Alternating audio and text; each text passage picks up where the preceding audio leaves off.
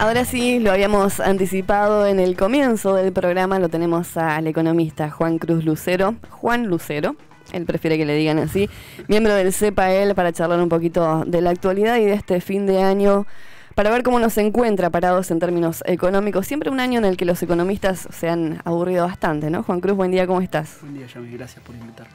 Gracias por estar aquí un sábado por la mañana. Sabemos que los sábados por allí la gente que trabaja toda la semana se dedica a descansar, pero usted no para. Sábado, domingo, no importa. No hay problema, estamos al pie del cañón. Bueno, ¿qué año han tenido, no? La verdad que sí, bastante intenso.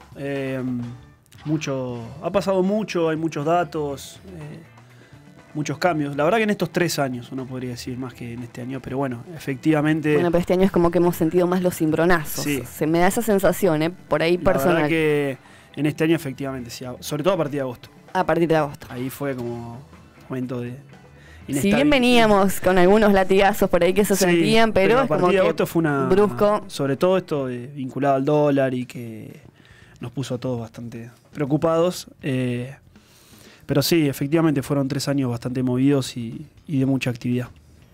Hay un reciente informe de la UCA que dice que la pobreza creció al 33,6% en nuestro país, Juan Cruz. ¿Cómo tenemos que evaluar eso?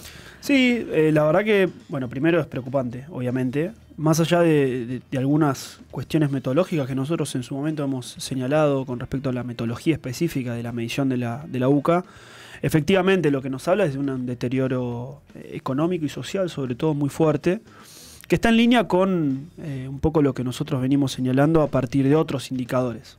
Cuando uno piensa la evolución de la inflación, que está muy por encima de los salarios, cuando uno piensa de que los alimentos, su dinámica de precios crece por encima del precio del resto de la economía, y cuando hay muchos programas sociales que se empiezan a eliminar, recortar, tienen menos llegada que en otro momento, bueno, efectivamente eso es como un conjunto de medidas y un conjunto de elementos que nos permiten pensar que efectivamente la pobreza aumenta. La verdad que son números, no sé, muy preocupantes. Estamos hablando de más de 13 millones de argentinos. Sí, y 2 millones casi medio más que el año pasado. Que tiene que ver con esto, digamos, hablábamos recién, hacía abuelo de pájaro, el dólar. Bueno, efectivamente, cuando el dólar subió 100%, los alimentos subieron en una proporción similar. Y no hace falta ser economista, digamos, acá no es que tengo que venir yo para... Todo el mundo sabe cuando va al supermercado o al almacén y lo sentimos. Y ya sabemos. Y además hay una cuestión que también me parece paradigmática en este momento, es que no solo aumenta ponerle la carne o algunos productos, sino que aumenta todo. Y encima hay algunos productos que son de consumo, uno puede decir, popular, muy importantes, como los fideos, el arroz, el aceite, que han subido incluso por encima. O sea que los productos... O sea, lo que más consumimos en épocas de vacas flacas, exactamente, digamos. Entonces donde uno elimina el consumo de carne porque, bueno, tiende a ser más caro en general, y bueno, lo reemplazo con fideos, pero los fideos aumentan en una proporción mucho más alta. Digo, estamos en ese escenario que creo que tiene que ver con un conjunto de medidas muy, muy claras, que tiene que ver con la quita de retenciones, la quita de los derechos de exportación y obviamente la devaluación, que los precios de los commodities agrícolas, de los productos agrícolas, están dolarizados porque se venden en el exterior. Y en ese sentido, cualquier movimiento que hay del peso y el dólar afecta en el precio interno. Mencionabas recién, Juan Cruz, los fideos. ¿Por caso los fideos, el arroz, decíamos, productos que por allí son los que más a mano tenemos en el supermercado, por los que más consumimos por una cuestión de precio, básicamente? De pagar un paquete de fideos a 10, 12 pesos, hoy lo estamos pagando por encima de los 50 pesos. La verdad que sí. Y eso... Y en una familia, con 3, 4 chicos con un paquete de fideos no te alcanza. Claro. Y el otro día lo hablaba con un colega tuyo, y esto de los salarios y la verdad que cuando uno piensa en el salario promedio de todos los argentinos, está por debajo de los 20.000 pesos. La verdad que cuando uno piensa en una familia tipo, con 2 hijos, digo, el recorte en un montón de gastos y lo que tiene que ver con calidad de vida, en definitiva, ha sido muy fuerte y se está viendo un proceso de cambio de primeras marcas a segundas marcas, de tener obra social a no tenerla, de llevar a los chicos a una escuela privada, pasarlos a una confesional o a la escuela pública. Que sería lo de menos, de último. Digo, un montón de cambios en la clase media, que es un sector muy importante, y hay un sector muy importante que se cae del mapa. Exacto. El No, problema son esos. Que es el número de la UCA, digamos, que cuando uno habla de casi 2,5 millones de personas que entraron a la pobreza, que antes no eran pobres, estamos hablando de una cantidad de gente impresionante. Y nos habla, nos permite profundizar en cuestiones vinculadas a lo social, cuestiones lo laboral, la seguridad también, está todo interrelacionado. Entonces me parece que estamos en un contexto bastante complejo, bastante jodido y encima, bueno, vienen las fiestas, también tenemos estos momentos donde uno trata de compartir, pasarle familia y son momentos bastante dolorosos. Después vamos a hablar un poquito respecto de cuánto nos van a salir las fiestas a los argentinos. Estamos muy próximos ya a la Navidad y ni hablar a fin de año, ¿no? Pero por allí hay evaluaciones que ha hecho el CEPA y que nos dan un poquito un pantallazo más profundo con respecto a esto específicamente. Juan Cruz, el año que viene, 2019, no es un año como este, es un año de elecciones. Y ¿cuánto va a influir eso en la economía? Y mira, la verdad que uno me parece que tiene que hacer, más allá de los pensamientos, tiene que hacer las salvedades que todavía no sabemos cómo va a ser el calendario electoral.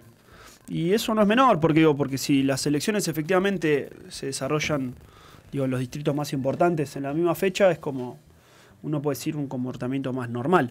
Ahora bien, si vamos a empezar a tener elecciones desde marzo hasta diciembre, va a estar como muy convulsionada la cuestión económica, porque va a estar siempre tamizada por la cuestión política y electoral. Si gana fulano, los mercados están contentos; si gana mengano, no. Entonces, ese tipo de especulaciones van a estar al orden del día. No los creo muy conveniente. La verdad que, más allá de eso, sí me parece que en general los años electorales, los que son gobierno, tratan de volcar un poco de plata a la calle, ¿cómo se llama? A la ciudadanía para tener... ¿De dónde? Bueno, en general se tratan de, pongamos el ejemplo de 2017, muchos aumentos vinculados a las tarifas se patearon para después de las elecciones. Eso genera que vos no tengas que abonar en ese periodo, en cierto morigera la pérdida de poder adquisitivo. Y en ese sentido, bueno, permite que esa plata se destine a otra cosa. Entonces eso es como un aporte indirecto al salario. Se quitan las presiones sobre las paritarias a la baja, que efectivamente hemos tenido. Este año vamos a tener prácticamente todos los trabajadores y todas las trabajadoras salarios por debajo de la inflación. Y eso es una negociación entre privados, pero el Estado es el juez. Si el Estado decide que los salarios crezcan más, trata de potenciar ese sector, y si no, se abre y dice, bueno, decídanlo entre ustedes y demás. Hay que ver, uno hace esta salvedad, pero la realidad también es que el gobierno está atado a un acuerdo muy estricto que ha votado y lo ha tomado como su norte económico, que es el acuerdo con el Fondo Monetario. Que no nos podemos salir del renglón en ese aspecto. Exactamente. Y que la verdad que lo que se ha propuesto, lo que se ha votado ya para el presupuesto nacional y el presupuesto provincial de la provincia de Buenos Aires en este caso, son presupuestos de ajuste, de reducción del gasto en sectores sensibles, y uno hace la crítica por la vía, si se quiere, social, en salud, educación, etcétera. Pero en términos económicos, por ejemplo, todo lo que son los planes de vivienda a nivel nacional se reducen casi en un 100%. O sea, se eliminan los planes de vivienda a nivel nacional. Planes de vivienda que generan un montón de trabajo en todo el país y que encima generan trabajo vinculado a sectores que se les complica conseguir otro tipo de trabajo. Son los temporarios o eventuales. Los temporarios, y además de bajo nivel de calificación. O sea, le permite a un sector de la población muy importante acceder a trabajo y tener remuneración y estar vinculados a una actividad laboral y teniendo un salario, ¿no? Bueno, eso se corta. Lo mismo que hay un montón de otros programas de incentivo, incentivo a pymes, incentivo a algunos emprendimientos productivos, que se empiezan a eliminar, a reducir, básicamente porque el discurso oficial es: tenemos mucho déficit fiscal, hay que ajustar, pero en general nos suelen decir que aumenta casi el doble lo que se paga de servicios de la deuda. Este endeudamiento de 3 años, sobre todo los 2 primeros, pero uno puede decir de 3 años, masivo, muy importante, único en la historia, porque la verdad que cuando uno compara con la historia económica, nunca hubo un nivel de endeudamiento tan alto. Bueno, efectivamente, cuando uno pide una deuda, la tiene que ir pagando, y ese ir pagándolo le cuesta a Argentina cada vez más, y que obliga a reducir otro tipo de presupuesto. Algunos son de estos ejemplos que te señalaba. Uno podría decir, bueno, ¿qué pasa con la ciencia y la técnica? ¿Qué pasa con la educación a nivel provincial, la educación a nivel nacional, la salud, etcétera? ¿Qué pasa porque hablamos de ajustes por un montón de lugares, pero qué pasa con el gasto público? Mirá, ¿qué tan determinante es? Mira, el gasto público en general ha sido muy demonizado. Y cuando uno ahí es muy claro, ¿no?, el posicionamiento frente a esto que se suele tener. El gobierno lo ha planteado como el peor de los males. Esta cuestión es el problema a eliminar. Y la verdad que yo no estoy tan de acuerdo. A mí me parece que ninguna política económica tiene sentido si va en contra de la gente. Entonces, y cuando uno toma ejemplos de algunos países, digo, desarrollados o que tienen niveles sociales, económicos más altos, uno ve que es una constante el gasto público. ¿Por qué? Porque básicamente lo que se trata de generar son mejores condiciones. Y acá sí hay una discusión, si quiere, muy clara y una distinción ideológica. A mí me gusta pararme más en lo que tiene que ver con los objetivos económicos y sociales, no tanto de económicos, de equilibrio, de un Excel que los números den, porque además la historia contemporánea argentina nos muestra que ese tipo de política nos lleva al peor de los mundos, digo. La cuestión del déficit cero, de las privatizaciones, déficit fiscal, todas esas cuestiones son previas al 2001 y no pasó hace tanto tiempo. Por supuesto que es mejor no tener déficit fiscal, digamos, pero hay que ver a qué costo, ¿no? Uno tiene déficit fiscal o no lo tiene. A mí me parece, sobre todo en tiempos donde el mundo está bastante convulsionado, donde estamos inmersos en una guerra comercial, que nosotros no tenemos ningún tipo de implicancia, pero que nos afecta, es una herramienta más para sostener, por ejemplo, el empleo, para sostener la industria, para sostener el comercio, y a mí no me parece menor. Y creo que en este contexto lo que estamos viendo es un impacto en la economía real. Y la economía real es lo que vende un almacenero, un comerciante, nuestro poder de compra, los puestos de trabajo en la industria, digo, eso es la economía real. Y la verdad que está siendo muy golpeada. Hablabas recién, Juan Cruz, de este endeudamiento, esta ida al fondo tan cuestionada, ¿no?, por diversos sectores y que a lo que el gobierno finalmente terminó recurriendo. Vos decías el más importante de la historia. Pero digo, ¿de qué otra manera se podría haber subsanado la cuestión económica del país sin tener que recurrir justamente a este auxilio del Fondo Monetario Internacional? No me la contestes ahora. Hacemos un pequeñísimo corte. Cumplimos con la tanda comercial de las 12:30 del mediodía y tenemos más economistas. Juan Cruz Lucero, quien Decime la Verdad.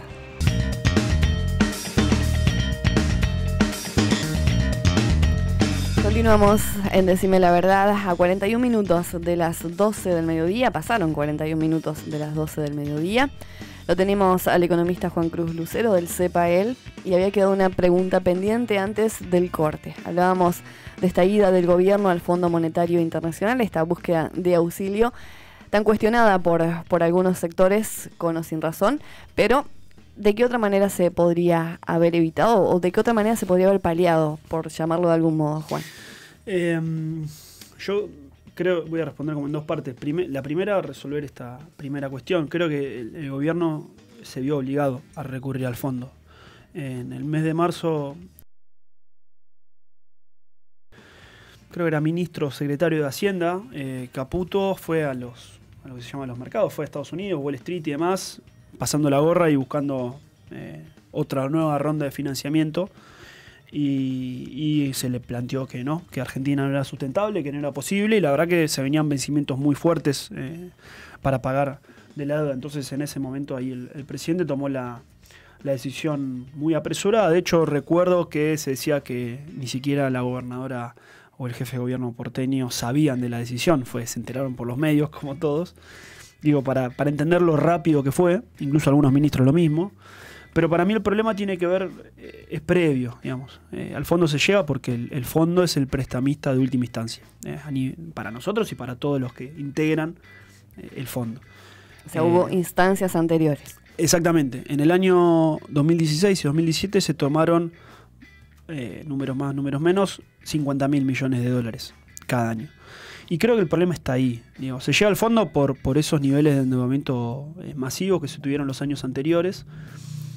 Y se tomaron, uno puede decir en términos generales, sin motivo, porque no es que eso es volumen enorme, la verdad que es muy importante, de dólares que ingresó a la economía, fueron destinados a inversiones vinculadas a desarrollar algún sector o mejorar las capacidades industriales o energéticas. La verdad es que no. En general, como se suele decir, se utilizó para gasto corriente. Que de hecho esta es una crítica que realizan incluso algunos economistas que fueron parte del gobierno, como Melconian, que fue presidente del Banco Nación, digamos. Entonces, en ese sentido, creo que el problema de llegar al fondo es el problema previo. Y la verdad que la solución, uno puede plantearlo a futuro, es compleja. Yo creo que ningún gobierno, incluso si Macri puede ser reelegido o la fuerza política de Cambiemos, va a poder sostener el acuerdo tal cual está con el fondo. Creo que se hace necesaria una renegociación del acuerdo, porque para el año 2020-2021 tenemos vencimientos por casi 25.000 millones de dólares. Y el problema es que no lo genera. Que es el problema que ha tenido siempre Argentina a lo largo de toda su historia, de que no genera los dólares que requiere. Y en este momento ese problema, que se llama la restricción externa, se ha profundizado por este proceso de endeudamiento. Bueno, hablamos de dólares y de un año que lo ha tenido lamentablemente como protagonista, ¿no? Este 2018, máxime desde la última partecita del año, desde agosto a esta parte. Ahora, ¿qué podemos esperar? ¿Qué va a pasar y cuánto va a influir justamente el dólar el próximo año? O sea, ¿hasta dónde va a continuar tranquilito, por llamarlo de alguna manera, y qué posibilidades hay de que nuevamente nos provoque un cimbronazo a todos los argentinos? Tres cuestiones. Primero, el dólar, como decís, está entre comillas tranquilo. El problema es el costo que tiene mantenerlo en... la tasa de interés al 60%, como está ahora, destruye la posibilidad de cualquier emprendimiento productivo, y los que están se la ponen muy, pero muy complicada.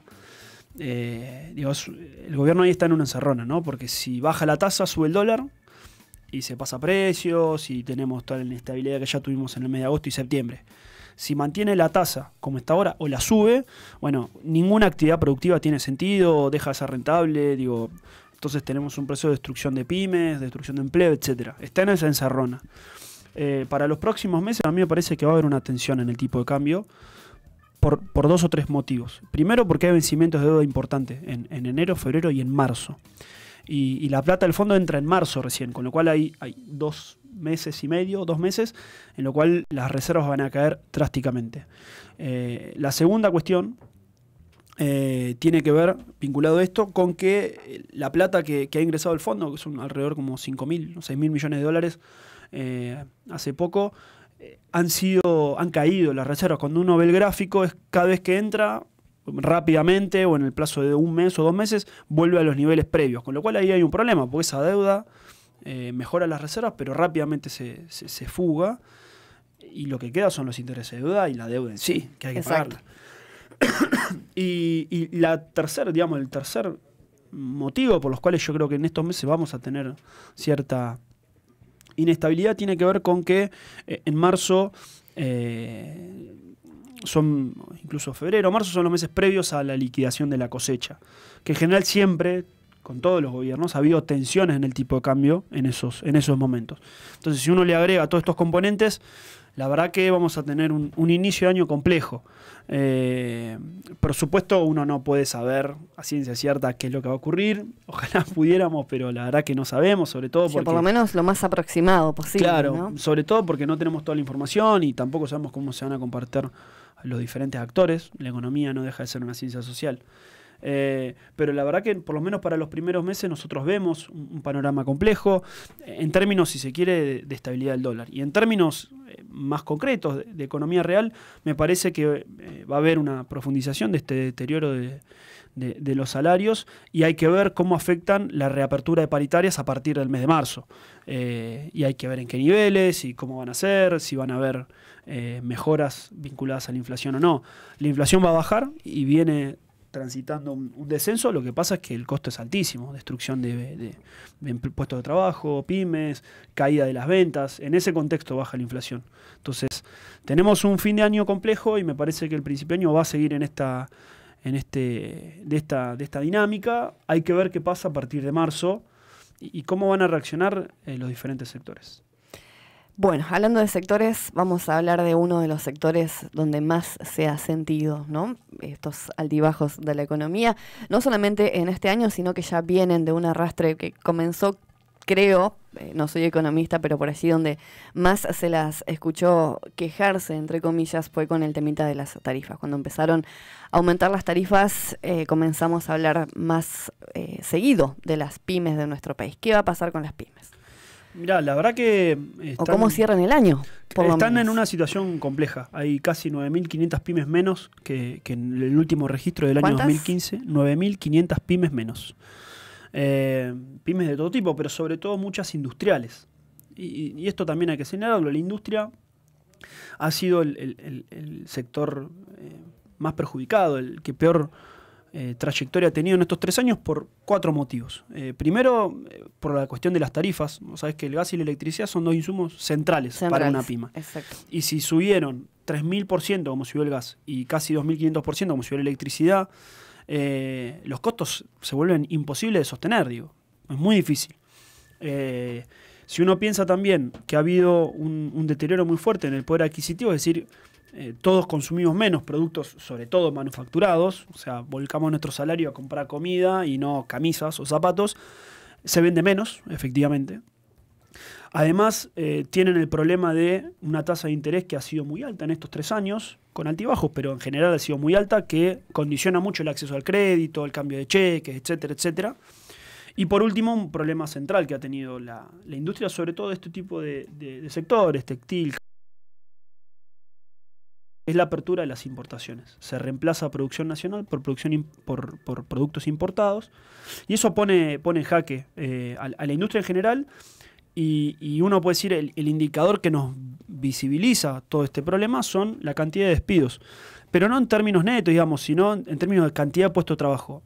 Este último registro, el de septiembre de 2018, según el Ministerio de Trabajo, nos marca que hay 108.000 puestos de trabajo menos en la industria que lo que había en noviembre del año 2015. 108.000. 108.000. Estamos hablando de un problema, no solamente en términos de puestos de trabajo, sino de desarticulación industrial, pérdida de proveedores. Digo, en la industria es muy importante tener determinados proveedores. Si esas empresas se empiezan a fundir, deja de haber proveedores para algunos productos. Digo, es bastante complejo el problema de la industria, y la verdad que nosotros no vemos que haya soluciones. ¿Qué pasa en nuestra ciudad puntualmente? Porque hablamos de 108.000 puestos de trabajo menos en el país, estamos hablando, ¿no? Sí, este número. Bueno, ¿qué pasa si eso lo trasladamos a nuestra ciudad? Mira, Bahía... ¿Qué pasó? Porque hay un informe del CEPA de los últimos meses que realmente nos prende la luz de alarma a todos. Sí, Bahía tiene la característica de haber perdido su industria a gran escala en los años 90. Mantiene algunas empresas vinculadas al sector industrial, sobre todo el polo petroquímico, pero son más de servicios industriales. Entonces, el problema industrial en Bahía Blanca se ha visto porque hemos tenido muchas fábricas que han cerrado, sobre todo las vinculadas a alimentos, y uno podría decir del sector fideero, que ha habido varias plantas industriales de muchos años de existencia que han cerrado y han dejado de producir. Pero la verdad me parece que Bahía tiene una inserción, si se quiere, productiva más vinculada a los servicios y al comercio. Nosotros acá en esta radio hablamos de un informe que nosotros hicimos sobre comercio y la situación compleja que estaban viviendo. Bueno, acá hay 2 o 3 cuestiones que afectan a la industria y que afectan a los comercios. El poder adquisitivo, porque bueno, si uno tiene menos dinero, le rinde menos, lo destina, en vez de a comprar algo, a comer. Sí, a comer. A comer todos los días y a pagar servicios. Exactamente, primera necesidad. Entonces los comercios ven, digamos, este proceso de caída de las ventas.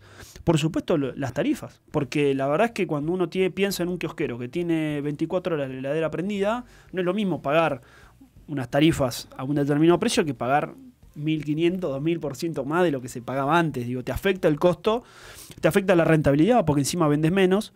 Y después también en los comercios más grandes, la cuestión, si se quiere, la tasa de interés financiera también es más compleja. Entonces, lo que nosotros vemos en la ciudad es ese tipo de problemas que se sienten mucho. Lo mismo los servicios, el sector, si se quiere, vinculado al esparcimiento, ¿no? Los restaurantes, los bares, etc., también se ven afectados, porque efectivamente, digo, si uno tiene menos plata y bueno, en vez de salir a comer afuera y bueno, no sé, cocina en su casa o no sale, digo, empieza a pasar eso. Y la que son los que también generan mano de obra o generan fuentes de trabajo. Exactamente. Y después lo que estamos viendo es todos estos impactos en términos laborales, hay mayor precarización, hay despidos por supuesto, y la verdad que en la ciudad tenemos el problema de que hay muchos locales, son pequeños, entonces es muy difícil seguir la dinámica de los despidos. El otro día a mí me consultaban, bueno, ¿y cuántos despidos hubo en Bahía? Y la verdad que es muy difícil saberlo, porque digo, cada local, si tiene 1 o 2 empleados, es muy difícil tener ese registro.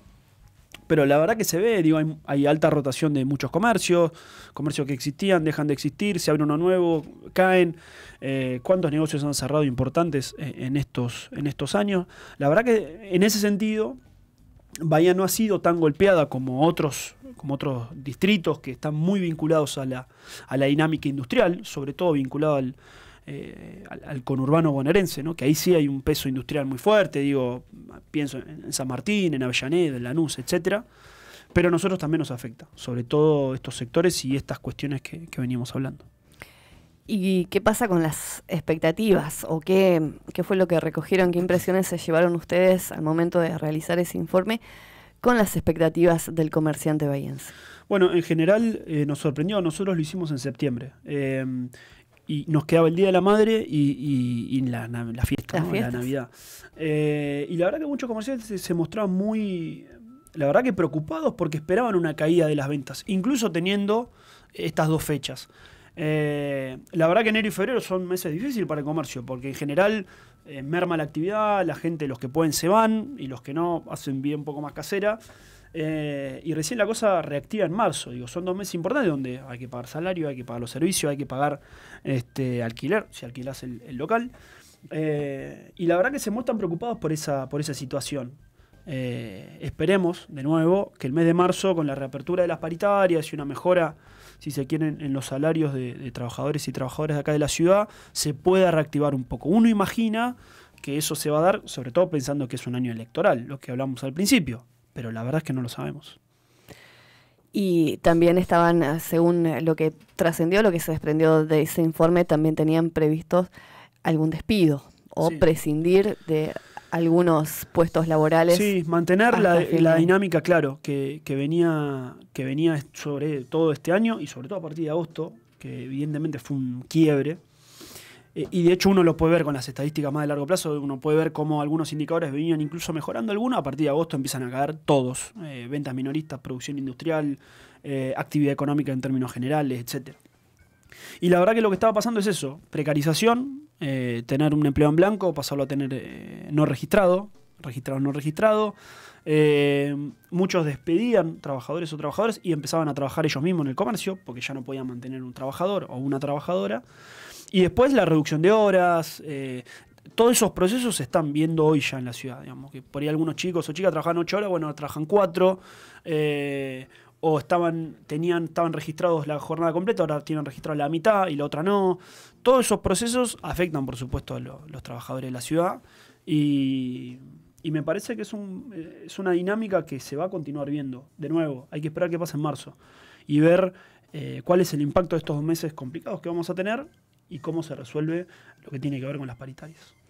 Sí, pero podría decirte también que en términos económicos, no sé, pero en términos reales, de aquí hasta marzo falta una eternidad todavía. Un montón, es un montón. Es un montón porque aparte tenemos las fiestas, enero y febrero, digo, en general se suele enfocar qué pasa con la capacidad hotelera y los lugares turísticos, etcétera, pero la realidad es que también hoy está muy difícil irse de vacaciones a algún lado. Y todos estos problemas siguen estando. En general, como que la cosa se distiende, pero a mí me parece que no va a estar tan distendido, sobre todo porque hay determinadas problemáticas que no, el verano, digamos, la playa no se la lleva, el sol tampoco. Y de nuevo, nosotros vemos con mucha preocupación, sobre todo con estos, no solo antecedentes, sino con lo que tenemos para el futuro, que es el presupuesto. Hay que ver qué pasa con el boleto de colectivo acá en Bahía Blanca. Digo, hay muchas cuestiones que se tienen que resolver y de eso depende no solo el humor social, sino la realidad de todas las familias de la ciudad. Hablábamos recién de las fiestas de fin de año, que no escapamos ninguno, ¿no? Más allá de que me puedan decir, bueno, la Navidad es una fecha, es una cuestión netamente religiosa, y quienes le pegan un poco más, quienes menos, pero las fiestas de fin de año nos tocan a todos, y también nos toca a todos ir a hacer las compras para las cenas de fin de año. Bueno, ¿Qué tan distintas van a ser estas fiestas a las del año pasado sin ir tan lejos? Sí, nosotros, y yo estoy leyendo un poco un machete que tengo acá, nosotros hicimos un informe sobre dos cuestiones. Primero una cena y después la mesa dulce, ¿no? Como para, estipular... ¿Salieron a relevar pan dulce por pan dulce, turrón por turrón? ¿Cómo se hace? Sí, bueno, tenemos como un equipo de precios que se llama, que viene relevando productos hace casi 4 años. La verdad que es realmente increíble el trabajo que hacen. Y un poco lo que tratamos de ver es, bueno, cómo era la evolución, ¿no?, de estos precios. Y nosotros pensamos una mesa normal, que contiene, por ejemplo, algo para una picada, un queso, salamín, algo de asado, vacío, pollo, chorizo, tomate, lechuga, pan, gaseosa, un vino de mesa, sidra y helado. Una cosa normal, para 6 personas, lo calculamos, para que sepan. Y la verdad que la evolución del 2018 en comparación con 2017 es un 48% de aumento. 48. Muy cercano a los números de inflación que vamos a tener este año, o sea que va en línea con eso. Y cuando uno lo piensa en comparación con 2015, la cena aumentó 251%. En términos de plata, bueno, en 2018 esta cena que yo les comenté, que está en la página, pueden acceder para ver la metodología y demás, sale 3.213 pesos. Lo que salía en 2015, 915. La verdad que estamos hablando de cifras muy importantes. Y lo mismo ocurre con la mesa dulce. La evolución en comparación con el año anterior es mayor, 78%, que consta de un champán, no voy a decir las marcas, pero una sidra, pan dulce, abrillantadas, sí, un budín, mix de frutas secas. 943 pesos. Y en 2015 esos mismos productos salían 298. Pensado siempre para 6 personas. Para 6 personas, sí. Cuando uno suma para sacar el número de la cena en sí, estamos hablando de que este año ese tipo de cena y mesa dulce va a salir casi 4.200 pesos, 4.156 pesos. Estamos hablando de una cena. Para 6. Para 6, una cena. Un 243% más que en el año 2015. Va en línea con lo que antes han subido los precios. Y la verdad que acá el problema empieza a ser, obviamente, la suba de precios, pero también que nuestros salarios no acompañan, ¿no? Y eso es una constante. Ningún salario ha subido en esa proporción, y que lo que nos ocurre es que perdemos poder adquisitivo, cae nuestra calidad de vida, y la verdad que eso es lo complejo, sobre todo en este tipo de momentos. Vos señalabas, más allá de lo religioso, es un momento de encuentro, y encima tener que andar pensando cómo hacemos para comprar la mesa y demás es bastante triste. Ahora, que estas cuestiones económicas nos tocan de lleno a todos, está clarísimo. Ahora, ¿cómo podemos hacer para que nos toquen, pero a ver, ¿cómo decirlo? Que el impacto sea el menor posible? ¿Cómo podemos hacer para seguir haciendo malabares en casa con la billetera? Y mira, la vez pasada me invitaron a dar una charla en un barrio acá de la ciudad, donde un grupo de mujeres se juntaban a cocinar, algunas a aprender y otras a cocinar. Y el día que yo fui estaban cocinando un postre. Y la verdad que eso es una manera interesante. Pero me junto con la vecina y cocino para las 2 familias, ¿cómo que? Hacían eso. Y la verdad que me pareció una iniciativa interesante, obviamente, pero uno tiene que tratar de ver cómo hace para... no sé si uno puede cocinar todo, pero algunas cuestiones sí. Y la verdad que estamos en esa situación de, uno tiene que empezar a resignar, comprar un pan dulce y hacerlo. La verdad que es triste. Yo no sé si hay muchas salidas a estas cuestiones, sobre todo porque también me parece incorrecto acostumbrarse a esto. Yo no estoy de acuerdo con estos que... Hay muchos, incluso economistas, que salen en los canales de la tele y demás a mostrar maneras de gastar lo menos posible. La verdad que yo no estoy muy de acuerdo. A mí me parece que uno no se tiene que acostumbrar a estar peor. Y la verdad que estamos peor. Y yo creo que tenemos que hacer todo lo posible para que esta situación no se mantenga. ¿Y cómo hacemos? Bueno, como hacemos nosotros, que no somos los que tomamos las decisiones. No, o sea, es que eso tenemos las decisiones de máxima sí las tomamos Sí, al momento de votar. elegir quiénes son, ¿no? Los que toman las decisiones que después nos influyen a todos, porque hay quienes dicen, la verdad a mí la política no me toca para nada, no me interesa. No, flaco, estás totalmente equivocado. Sí, yo creo que es medio complejo, pero la salida es organizándose, tratando de manifestar de la manera que uno encuentre, que uno pueda, porque también no hay una sola manera, y tratar de involucrarse lo más posible, porque también yo no considero que la democracia sea esa cosa de votar cada 2 años o 4. Uno se tiene que involucrar, cualquier manera, no importa. Y en cualquier organización, un club de barrio, una sociedad de fomento, lo que fuera, digo, ahí no. Y me parece que es el único camino. Por supuesto que no hay soluciones inmediatas y mágicas. Y la verdad es como decir, bueno, uno no... Sí, ojalá yo pudiera decir, bueno, le subo el salario a los trabajadores y las trabajadoras, subo la jubilación. La verdad que no está en mi... no, yo no lo puedo hacer. Pero bueno, me parece que desde el rol que uno tiene, tratar de poner en la agenda algunos temas, tratar de visibilizar algunas problemáticas, es lo que uno va encontrando para paliar esta situación. Por supuesto, es re preocupante y es muy difícil ver cómo muchos conocidos o conocidas están atravesando esta situación de por ahí no poder pasar una fiesta como quisieran. De nuevo, me parece que uno tiene que hacer todo lo posible para que las cosas no se mantengan de este modo, que puedan cambiar, y la verdad que me parece que la participación es la mejor manera. ¿Qué pasa hablamos al principio de la nota con la pobreza a nivel país, este informe de la UCA que dice que el 33,6% o creció en un 33,6%, lo cual da que más de 13 millones de argentinos hoy por hoy son pobres? Pero ¿qué pasa con esas cifras si la lupa la ponemos en nuestra ciudad? ¿Se condice con esos números? ¿Estamos muy lejos o estamos bien, como dicen algunos? No, bueno, yo creo que dos cuestiones. No tenemos estadísticas concretas de este momento para la ciudad, porque lo que hace la UCA está circunscripto a otros distritos, pero me parece un error pensar que Bahía está ajeno de lo que pasa en el país. Solo basta ver las cuestiones que estábamos mencionando, que son propias de la ciudad, y además solo basta ver la caída del poder adquisitivo.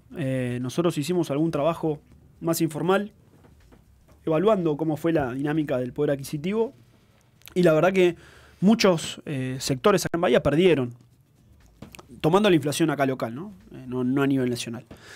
Y la verdad que me parece que eso es una dinámica que afecta, por supuesto, a lo que tiene que ver con la pobreza. La verdad es que nosotros, incluso el CEPA, tratamos de hacer un trabajo sobre pobreza acá en Bahía, y las estadísticas oficiales nos daban cualquier cosa. Hubo ahí movimientos estadísticos, metodológicos que hacen que no podamos acceder a datos concretos.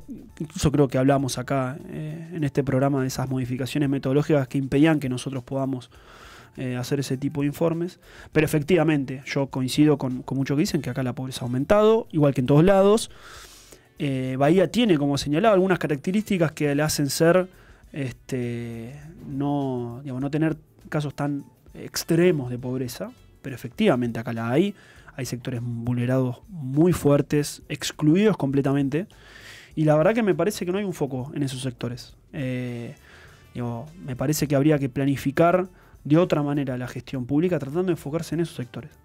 Me parece que, de nuevo, cuando uno piensa en lo que ocurre en la ciudad, estos sectores están muy por fuera del discurso oficial y no hay programas efectivos. Y se ve. Los casos de mayor violencia familiar, crecen a medida que crece la pobreza. Y la verdad que eso está pasando acá en nuestra ciudad. Y bueno, la verdad que nosotros no tenemos mucha respuesta. Ojalá uno pudiera hacer cosas para resolverlo, pero efectivamente lo que pasa en el país acá pasa también. Bueno, Juan Cruz, las expectativas por allí no son las mejores. Nos hubiera gustado que tus respuestas sean otras, no porque nos gusta que nos mientan, ¿no? Pero sino porque podamos tener un horizonte un poquito más auspicioso para el próximo año. Está por verse, hay que llegar a marzo, como decías vos. Para marzo falta un montón, tenemos justamente las fiestas de por medio. Pero bueno, nada, esperemos todos que que le vaya, o sea, que las decisiones que se tomen sean las mejores, sean las más acertadas, porque de eso depende muchísimas cuestiones que nos involucran en lo cotidiano todos los días. Así que nada, en principio muchísimas gracias por venir durante todo este año a brindarnos un pantallazo un poquito más entendible para todos, porque por allí nos encontramos con estadísticas, con números, con informes y terminamos no entendiendo mucho, y en términos cotidianos la economía nos afecta desde que nos levantamos hasta que nos vamos a dormir, absolutamente en todos lados lo sentimos y mucho. Por allí está expresado en términos que no comprendemos mucho, para eso están ustedes los economistas, para explicárnoslo. Muchísimas gracias. No, por favor, gracias por invitarme y bueno, buen fin de año.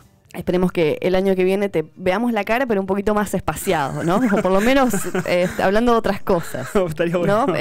¿Qué hacemos? ¿Dónde ponemos? Si invertimos en la bolsa, si invertimos en Wall Street. Bueno, pero yo ahí no sé mucho, así que por ahí vas a llamar a otro. Bueno, muchísimas gracias. No, gracias. Juan Cruz Lucero, economista del CEPA, pasó por aquí, por Decime la Verdad. Cuando pasaron 9 minutos de las 13 horas en todo el país, nosotros tenemos tema. Vamos a escuchar un tema musical. Cumplimos con la tanda y continuamos.